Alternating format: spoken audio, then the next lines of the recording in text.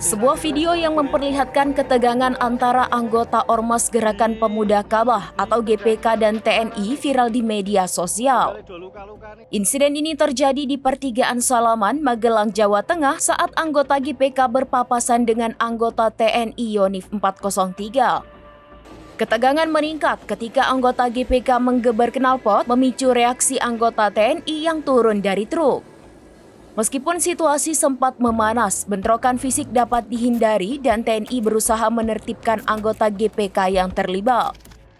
Melansir akun Instagram @infokomando.official, pada Minggu 1 Juni 2025, awalnya ketika berpapasan, anggota GPK menggeber knalpot yang memancing reaksi anggota TNI turun dari dalam truk. Wakil Gubernur Jawa Tengah Taj Yassin Maimun atau Gus Yassin mengkonfirmasi kejadian tersebut dan menyatakan bahwa situasi kini sudah kondusif. Ia menegaskan bahwa insiden tersebut telah diselesaikan dengan baik oleh pihak-pihak terkait.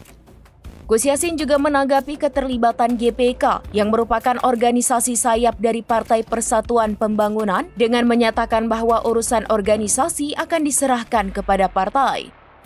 Masyarakat setempat menunjukkan keprihatinan terhadap keberadaan ormas yang dinilai perlu ditertibkan, terutama terkait legalitasnya.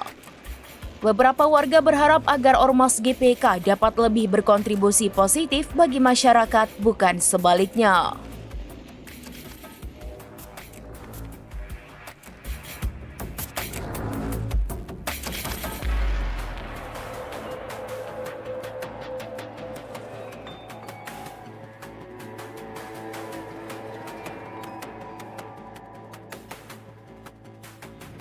Sing saged direspon rombongan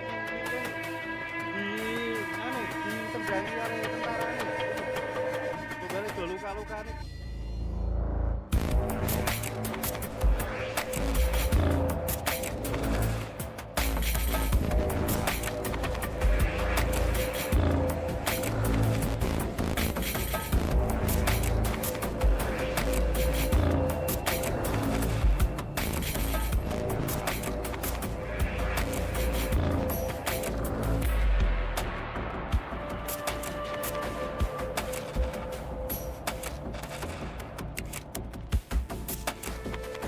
Download Tribun X sekarang, menghadirkan lokal menjadi Indonesia.